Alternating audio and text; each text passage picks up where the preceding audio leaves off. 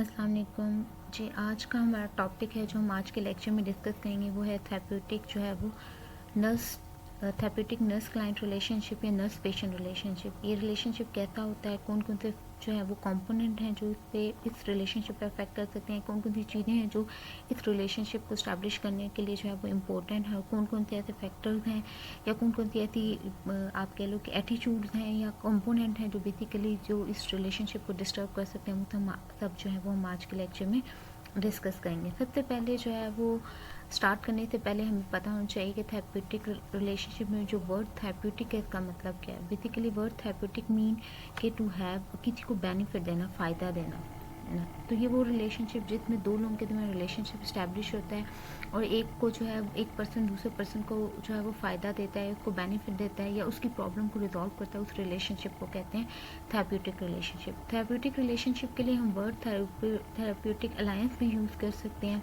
या आपके पास सामने जो है वो इसकी डेफिनेशन बताई हुई है कि क्लोज एंड कंसिस्टेंट एसोसिएशन जो एग्जिस्ट करती है दो लोगों के दरमियान, जब एक हेल्थ केयर प्रोफेशनल होता है, दूसरा वो पर्सन जो थेरेपी में, उस रिलेशनशिप को आप कहते हो therapeutic relationship. Therapeutic nurse patient relationship की एक और नीचे डेफिनेशन बताई कि वो हेल्पिंग रिलेशनशिप है जो बेसिकली बेस होता है म्यूचुअल ट्रस्ट एंड रिस्पेक्ट पे। यानी जब तक दोनों के दरमियान ट्रस्ट या रिस्पेक्ट का रिलेशनशिप नहीं है, या क्लाइंट को जो है वो हेल्थ केयर प्रोफेशनल पे ट्रस्ट नहीं है या उसको फील नहीं होता कि उसको रिस्पेक्टफुल वे में डील किया जा रहा है, तब तक ये रिलेशनशिप जो है वो इस्टेब्लिश नहीं होता। नर्चर के इस रिलेशनशिप के थ्रू हम फेथ को एंड होप को जो क्लाइंट की है उसको नर्चर कर सकते हैं, उसको ग्रो कर सकते हैं, उसको इन्हांस कर सकते हैं।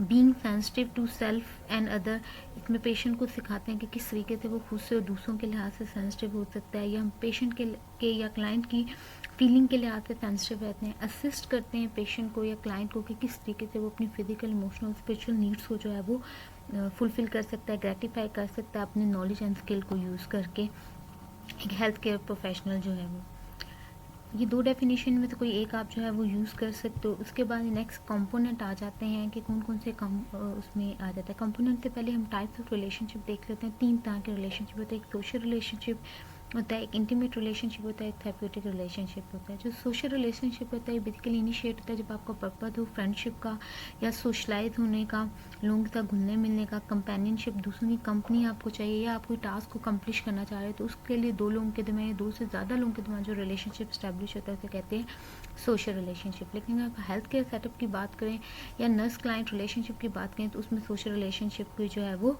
गुंजाइश नहीं, क्योंकि अगर आपका रिलेशनशिप थेरेप्यूटिक रिलेशनशिप से सोशल रिलेशनशिप की तरफ मूव हो जाएगा तो आप प्रॉपर तरीके से जो पेशेंट को बेनिफिट मिलना चाहिए वो प्रॉपर तरीके से नहीं मिल पाएगा। इंटीमेट रिलेशनशिप में वो आ जाता है जब दो पर्सन इमोशनली एक दूसरे से कमिटेड होते हैं, एक दूसरे से अपनी इमोशंस को जो है वो शेयर करते हैं, उस रिलेशनशिप को आप कहते हो इंटीमेट रिलेशनशिप। और नर्स क्लाइंट इंटरेक्शन में जो है वो इस रिलेशनशिप की कोई प्लेस नहीं है। थर्ड आ जाता है थेरेप्यूटिक रिलेशनशिप, जिससे आप किसी को बेनिफिट देते हो, जो भी हमने पीछे डिस्कस किया है। ये आगे कुछ कंपोनेंट बताएं, इंपॉर्टेंट आपसे क्वेश्चन आ सकता है कि कौन कौन से कंपोनेंट हैं जो है वो थेरेप्यूटिक रिलेशनशिप के। इसमें सबसे पहले ट्रस्ट आता है, फिर genuine interest, empathy, acceptance, positive regard, self awareness and therapeutic use of self. सबसे पहले हम बात कर लेते हैं ट्रस्ट की।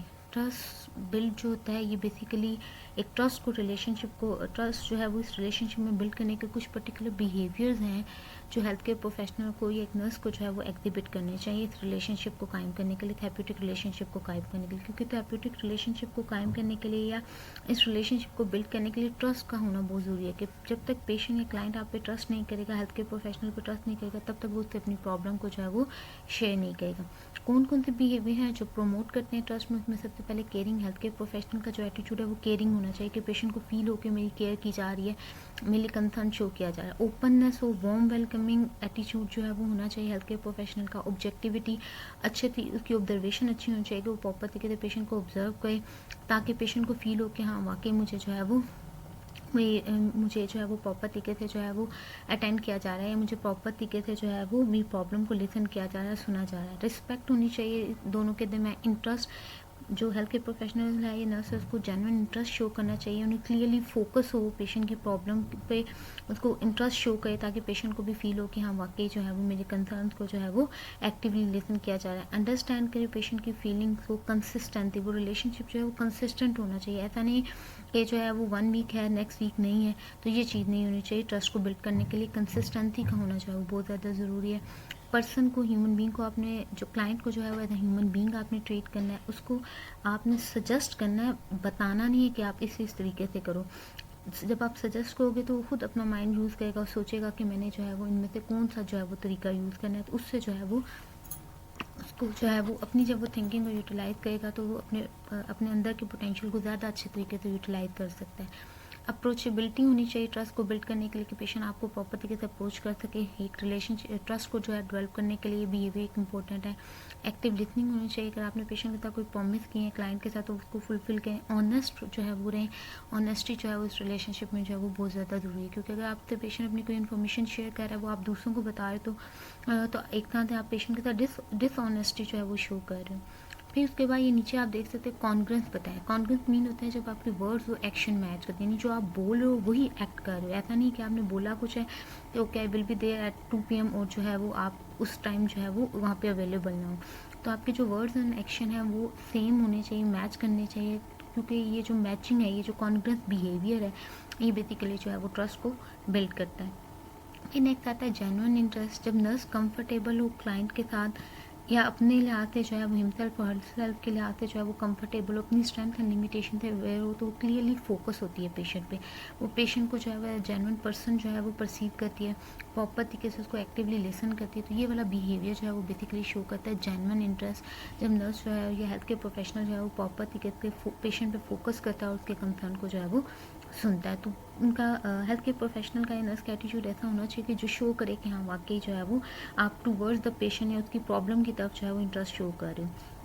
क्योंकि जो मेंटल इलनेस के साथ पेशेंट्स होते हैं वो नॉर्मली जो है वो अगर नर्स को इस तरह का या हेल्थ केयर प्रोफेशनल को इस तरह का artificial behaviour, dishonest behaviour show कर रहा है या कर रही है, तो उसको फ़ौरन से जो है वो डिटेक्ट कर लेते हैं। जैसे फॉर एग्जांपल पेशेंट ने, आपने जो है वो पेशेंट से कोई क्वेश्चन पूछा और उसके बाद आपने वेट ही नहीं किया कि वो आंसर दे, नेक्स्ट क्वेश्चन पे मूव कर दे, तो ये पेशेंट को फील होगा, रियलाइज़ होगा कि मुझ में इंटरेस्ट नहीं शो की जा रही, बस डाटा कलेक्शन जो है वो एक तरह से की जा रही है, टाइम पास किया जा रहा है। तो ये जो है वो बिहेवियर फिर जो है वो जेन्युइन इंटरेस्ट शो नहीं करेगा। इसी तरह अगर पेशेंट कुछ बोला, आप उसके ऊपर खुद बोलना शुरू हो गए हो, या पेशेंट को श्योर को हाँ हाँ सब कुछ ठीक हो जाएगा, तो ये एटीट्यूड है जो जेन्युइन इंटरेस्ट शो नहीं करता। तो मेंटली जो सिक पर्सन होते हैं या जो पेशेंट्स होते हैं वो नॉर्मली इस तरह के जो आर्टिफिशियल बिहेवियर उनको जल्दी जो है वो उसको आइडेंटिफाई कर लेते हैं, डिटेक्ट कर लेते हैं। इसलिए ट्रस्ट को बिल्ड करने के लिए ज़रूरी है कि आप पेशेंट की तरफ जो है वो जेन्युइन इंटरेस्ट शो करें। नेक्स्ट आता है empathy versus sympathy. Important question है, आपको डिफरेंट पेपर में आ सकता है कि एम्पैथी एंड सिम्पैथी में क्या डिफरेंस है। एम्पैथी मीन जब आप खुद को दूसरों की जगह रख के देख रहे हो, यानी putting yourself in the shoes of another, तो उसको आप कहते हो एम्पैथी। यानी जब नर्स के अंदर या हेल्थ केयर प्रोफेशनल के अंदर एबिलिटी है कि वो पेशेंट की फीलिंग्स को, उसके मीनिंग को अच्छे से परसीव कर सकता है, अच्छे से अंडरस्टैंड कर सकता है, उसे कम्युनिकेट कर सकता है क्लाइंट को, तो उसको कहते हैं एम्पैथी। सिंपैथी में आता है कि फीलिंग कंपैशन या सोल, यानी जब आप पिटी या तरस खाने वाली फीलिंग आपकी होती है दूसरों के लिए, तो उसको आप कहते हो। तो ये जो फीलिंग है जिसमें आप किसी के लिए जो है वो सॉरो फील करते हो, इस पर तरस खाते हो उसकी डिफ़िकल्टीज़ पे, तो उसको कहते हैं सिंपैथी। जैसे कि आप नीचे एग्जांपल में देख सकते हैं कि इसमें बताया हुआ है कि एम्पैथी की एग्जांपल बताई है कि जब आपका एटीट्यूड किसी की तरफ एम्पैथेटिक हो तो आप कहते हो I see you are sad, how can I help you. लेकिन उसी केस में अगर आप सिंपैथेटिक रिस्पॉन्स को देखो तो वो होगा I feel so sorry for you. ठीक है, तो ये एक सिंपैथेटिक रिस्पॉन्स है। तो दोनों में से बेस्ट कौन सा हुआ? एम्पैथेटिक। तो थेरेप्यूटिक रिलेशनशिप को इस्टेब्लिश करने के लिए एक नर्स का जो एटीट्यूड है वो एम्पैथेटिक होना चाहिए, सिंपैथेटिक नहीं होना चाहिए। नेक्स्ट आता है एक्सेप्टेंस। आप पेशेंट को जो है वो as a human being accept को, वो वट एवर उसका कौन सा जैसा भी बिहेव, यानी अगर वो आपके साथ एंगर शो कर रहा है, एग्रेसिव हो रहा है, गुस्सा दिखा रहा है, तो आपने उसको जो है as a human being accept करना है, अंडरस्टैंड करना है कि इस टाइम वो किस कंडीशन से गुजर है, हो सकता है उसकी वजह से जो है वो ऐसे बिहेव करे। तो नर्स जो है वो अपसेट नहीं हो जाना है, उसे नेगेटिवली रिस्पॉन्स नहीं करना क्लाइंट के आउटबर्स्ट से या एंगर से, एक्टर से, क्योंकि अगर वो इस तरीके से एक्ट आउट करेगी, नेगेटिवली रिस्पॉन्ड करेगी पेशेंट के बिहेवियर पे या उसके एंगर पे, तो वो कन्वे करेगा कि आप पेशेंट को एक्सेप्ट नहीं कर रहे। लेकिन जब आप उस पर जो है वो उसको रिस्पॉन्ड नहीं करोगे तो वो एक एक्सेप्टेंस शो करेगा कि आपने जो है वो पेशेंट को या पर्सन को जज नहीं किया और आपने उसके जो है उसके बिहेवियर को एक्सेप्ट किया। तो ये जो जजमेंट है आपने उससे अवॉइड करना है। No matter what the behaviour, उसको कहते हैं आप एक्सेप्टेंस। लेकिन अब एक्सेप्टेंस का मतलब हरगिज़ ये नहीं है कि अगर पेशेंट कोई ऐसा इनअप्रोप्रिएट बिहेवियर यूज़ कर रहा है तो आप उसको भी एक्सेप्ट करिए। नहीं, अगर वो आपकी पर्सनल जो आपका डिस्टेंस है उस डिस्टेंस को क्रॉस करने की कोशिश कर रहा है या टच करने की कोशिश कर रहा है तो इस बिहेवियर को आपने एक्सेप्ट नहीं करना। पर्सन को आपने जो है वो उसके लिए एक्सेप्टेंस शो करनी है, पर्सन को एज अ वर्दी एक्सेप्ट करना है, उसके इनअप्रोप्रिएट बिहेवियर को नहीं। अगर पर्सन को इतना का इनअप्रोप्रिएट बिहेवियर शो करा है तो उसमें फिर हम कुछ बाउंड्री सेट करते हैं कि पर्टिकुलर बाउंड्रीज हैं, इनका ध्यान रखना है। अगर पर्सन ने जो है ये पेशेंट ने क्लाइंट ने इन बाउंड्रीज को क्रॉस किया तो ये रिलेशनशिप जो है वो एंड कर दिया जाएगा। नेक्स्ट आता है पॉजिटिव रिगार्ड। रिगार्ड मीन कहते हैं रिस्पेक्ट। इसमें आप जो है वो बेसिकली जो आपका एटीट्यूड होना चाहिए क्लाइंट की तरफ या पेशेंट की तरफ वो नॉन जजमेंटल होना चाहिए। एंड सेकेंडली अनकंडीशनल होनी, यानी कंडीशनल नहीं कि पेशेंट अगर अच्छे से बात करेगा तो ही आप उससे अच्छे से बिहेव करोगे या वो अच्छे से ड्रेसअप होके आएगा तो ही आप उसको अटेंड करोगे, वरना नहीं। तो आपका एटीट्यूड टूवर्ड पेशेंट जो है वो अनकंडीशनल होना चाहिए और नॉन जजमेंटल होना चाहिए। जो नर्स जो है वो appreciate client as a unique worth while human being, तो वो एक कन्वे करता है कि आप क्लाइंट को जो है वो रिस्पेक्ट दे रहे हो, उसको एक पॉजिटिव रिगार्ड दे रहे हो। तो वट एवर उसका बिहेवियर क्या है या वो किस बैकग्राउंड से है या किस लाइफस्टाइल से जो है वो उसका है, तो आपने उस केस में उसको जो है वो अनकंडीशनल नॉन जजमेंटल एटीट्यूड के पास शो करना है। जैसे नीचे एग्जाम्पल में बताया हुआ है कि जब पेशेंट को आप उसके नाम से कॉल करोगे, उसके साथ टाइम स्पेंड करोगे, उसको एक्टिवली लिसन करोगे, वो आपसे कुछ कह रहा है तो आप उस पर रिस्पॉन्ड करोगे, तो ये सारी चीज़ें, ये सारा बिहेवियर जो है ये शो करेगा कि आप उसकी तरफ उसको रिस्पेक्ट दे रहे हो। तो ये सारी बिहेवियर जो एक रिस्पेक्ट को कन्वे करेगा और पॉजिटिव रिगार्ड जो है वो कन्वे करेगा क्लाइंट की तरफ। इसके साथ साथ अगर आपने पॉजिटिव रिगार्ड कन्वे करना है तो उस केस में अगर पेशेंट आपसे कोई अपने आइडियाज़ या प्रेफरेंसेस शेयर करता है तो आप उसको भी कंसिडर करते हो, तो ये चीज़ भी जो है वो एक पॉजिटिव रिगार्ड जो है वो शो करता है। फिर नेक्स्ट आता है सेल्फ अवेयरनेस। अब सेल्फ मीन खुद का अवेयर, कि आप अपने लिहाज से अवेयर हो। ठीक है, ये वो प्रोसेस होता है जिसमें आप डेवलप करते हो an understanding of one's own value, यानी जो हेल्थ केयर प्रोफेशनल है उसको अपनी वैल्यूज़ का पता होना चाहिए, अपने बिलीव्स, थॉट्स, फीलिंग, एटीट्यूड का पता होना चाहिए, मोटिवेशन का पता होना चाहिए, किस किस चीज़ में मोटिवेट होता है, कब कब डीमोटिवेट होता है, उसका पॉजिटिव या नेगेटिव एटीट्यूड क्या किस किस कंडीशन में होता है, प्रेजुडाइज कहाँ पे जो है वो कह लो कि तजाद कर देता है लोगों में, एक जनरलाइज कर देता है लोग एक चीज़ को, एक कॉन्सेप्ट को, या लोगों पे एक ओवरऑल एक जनरलाइज राय कायम कर लेता है, उसको पता होना चाहिए। स्ट्रेंथ एंड लिमिटेशन का पता होना चाहिए। और फिर ये सारी क्वालिटीज़ किस तरीके से दूसरों को अफेक्ट करती हैं ये जो है वो पता होना चाहिए, क्योंकि जब पर्सन को इन सारी चीज़ों के लिए आते अवेयर होगा तो अफेक्टिवली अपने बिहेवियर को भी कंट्रोल कर लेगा और उसको पता होगा कि उसने किस सिचुएशन में जो है वो किस तरीके से जो है वो डील करें। तो नर्स को ज़रूरी है कि वो अपने आप को ऑब्जर्व करे, अटेंशन दे, अपने जो है वो इन सारी चीज़ों को जो है वो अपने बारे में अवेयर हो, ताकि वो अच्छे तरीके से पेशेंट के जो है वो रिएक्शन को, उसके जो सबटल रिस्पॉन्स है उसको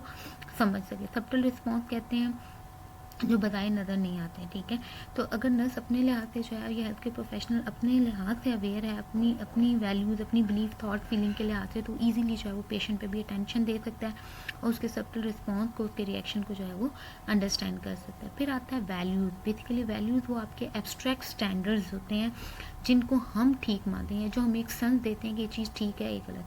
जैसे कुछ कल्चर में जो है वो अल्कोहल को वो ठीक मानते हैं क्योंकि वो उनकी जो है वैल्यूज़ हैं कि उनके मुताबिक वो चीज़ ठीक है, लेकिन कुछ कल्चर में वही चीज़ जो है वो रॉन्ग है। तो हर एक की जो है वो एक अपनी अपनी वैल्यूज़ है, अपने अपने स्टैंडर्ड है, उसके अकॉर्डिंग टू हम अपनी जो है वो कंडक्ट ऑफ अपनी जो है वो कोड ऑफ कंडक्ट जो है वो लिविंग उसको इस्टेब्लिश करते हैं। वैल्यू क्लैरिफिकेशन प्रोसेस में ये 3 स्टेप्स आते हैं, इंपॉर्टेंट है, ये आपको पेपर में क्वेश्चन आ सकता है। सबसे पहले चूजिंग आता है, प्राइजिंग आता है, एंड देन लास्ट में जो है वो एक्टिंग आता है। चूजिंग में आता है कि आप जब आपका किसी पर्सन के साथ इंट्रैक्शन होता है तो आप देखते हो कि क्या क्या जो है वो पॉसिबिलिटीज़ हैं या क्या क्या वैल्यूज़ हैं किसी दूसरे पर्सन में।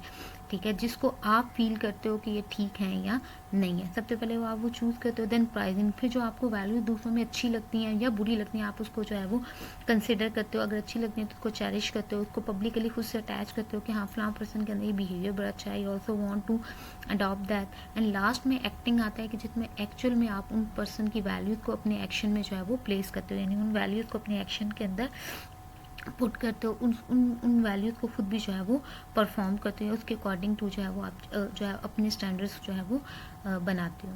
तो इन शॉर्ट इनके अंदर जो है ये जो आपके 3 स्टेप हैं वैल्यू क्लैरिफिकेशन प्रोसेस में, चूजिंग, प्राइजिंग एंड एक्टिंग। अब अब इसमें जो है वो ज़रूरी नहीं कि पॉजिटिव वैल्यूज़ आ जाएं जिसको आप, तो इसमें नेगेटिव जो है वो वैल्यूज़ भी वो आ सकते हैं, या दूसरों की आप क्या चीज़ को जो है वो ठीक मानते हो या क्या, उस लिहाज से जो है वो ये 3 आपके बताया। नीचे एग्जाम्पल में बताया कि जो क्लीन या ऑर्डरली स्टूडेंट है, अगर वो असाइन किया गया किसी और स्टूडेंट के साथ who leave cloth and food all over the room, हर वक्त चीज़ों को फैला के इधर उधर मेस बना के रखता है, तो सबसे पहले वो उसमें चूज़ करेगा, वो देखेगा कि अच्छा इसके अंदर कौन कौन सी चीज़ें अच्छी हैं, इसकी कौन कौन सी वैल्यूज़ अच्छी हैं, कौन कौन सी अच्छी नहीं है। जैसे सपोज उसने जो है वो सबसे पहले चूज़ किया कि हाँ अच्छा ये चीज़ों को इस तरीके से मेस बना के रखता है, स्प्रेड करके रखता है।